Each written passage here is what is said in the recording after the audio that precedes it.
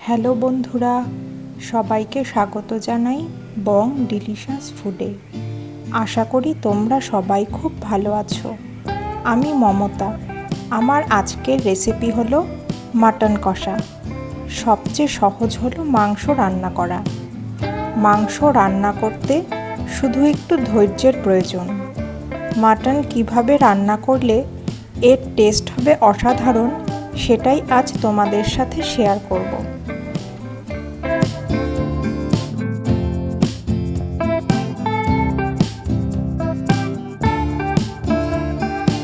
আমি এখানে 1 KG mutton নিয়ে নিয়েছি, আর নিয়েছি 5টা মিডিয়াম সাইজের পেঁয়াজ, 2টো গোটা রসুন, 7-8টা রসুনের কোয়া আর 7-8টা কাঁচা পাকা লঙ্কা। এবারে মাটনের মধ্যে এক এক করে দিয়ে দেব 1 টিস্পুন হলুদ গুঁড়ো, 1 টেবিল স্পুন কাশ্মীরি লঙ্কা গুঁড়ো, 1 টেবিল স্পুন জিরে গুঁড়ো, 1 টিস্পুন ধনে গুঁড়ো, 1 টিস্পুন গরম মশলা গুঁড়ো, পরিমাণ মতো লবণ, 7-8টা রসুনের কোয়া, 7-8টা কাঁচা লঙ্কা, কুচনো পেঁয়াজ,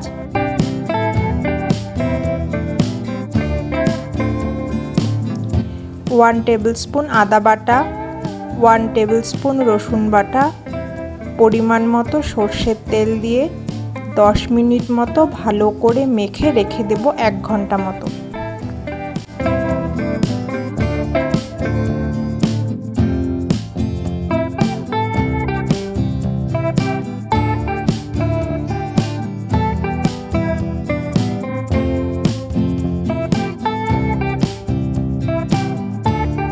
এবারে একটু বড় বড় টুকরো করে এইভাবে আলু কেটে নেব।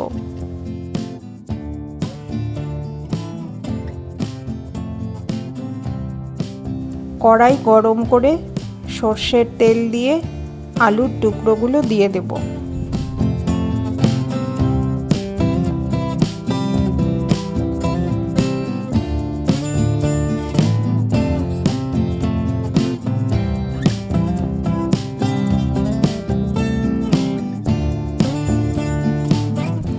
অল্প লবণ, অল্প হলুদ গুঁড়ো আর অল্প কাশ্মীরি লঙ্কার গুঁড়ো দিয়ে আলুর টুকরোগুলো হালকা লাল লাল করে ভালোভাবে ভেজে নেব।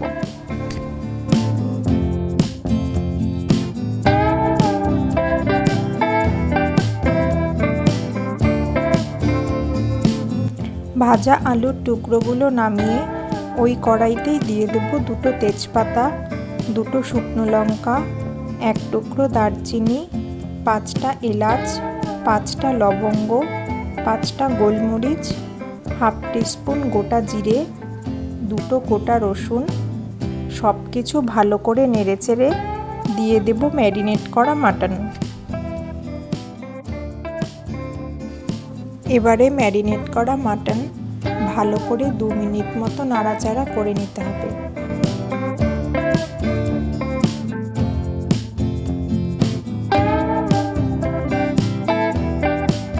যে বাটিতে মাটন ম্যারিনেট করেছিলাম সেই বাটিতেই খানিকটা জল নিয়ে লেগে থাকা মশলাগুলো ধুয়ে নিয়ে সেই জলটাই কড়াইতে দিয়ে দেব।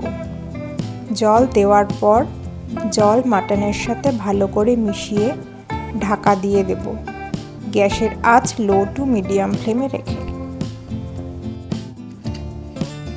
এভাবে মাটন রান্নায় আমি আর জল মেশাবো না, লো টু মিডিয়াম ফ্লেমে পুরো রান্নাটা হবে।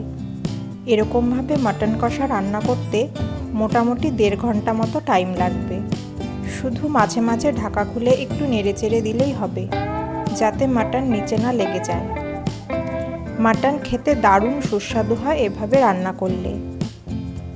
আধ ঘন্টা পর ঢাকা খুলে মাটন একটু নেড়েচেড়ে দেব।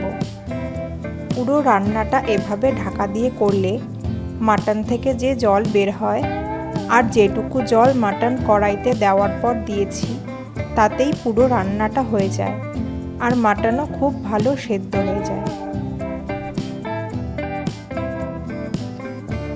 আবার 1 ঘন্টা পর ঢাকা খুলে ভালো করে একটু নেড়ে দেব। এভাবে মাটন কষা শুধু ধৈর্য ধরে একটু রান্না করতে হবে।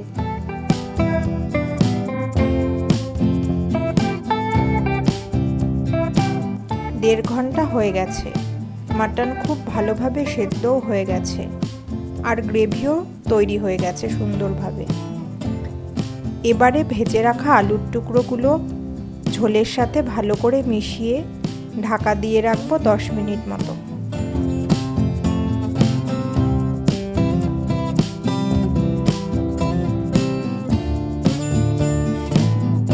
10 মিনিট হয়ে গেছে।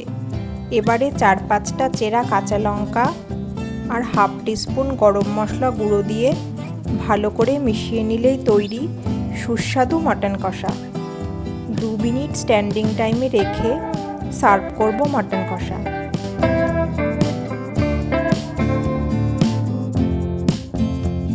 এভাবে রান্না করলে সাদা ভাত, ফ্রাইড রাইস, পোলাও, রুটি, পরোটা, লুচি সব কিছুর সাথে খেতে দারুণ লাগবে এই মাটন কষা।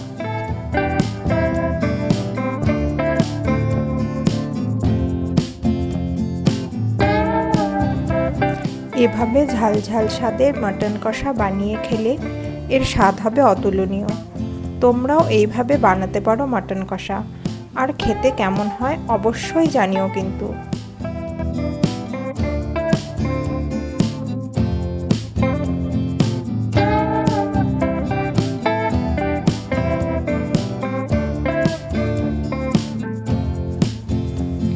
তোমাদের যদি আমার রান্না ভালো লেগে থাকে তবে অবশ্যই একটা লাইক আর চ্যানেলটা সাবস্ক্রাইব করে দিও, বেল আইকনটিও প্রেস করে দিও।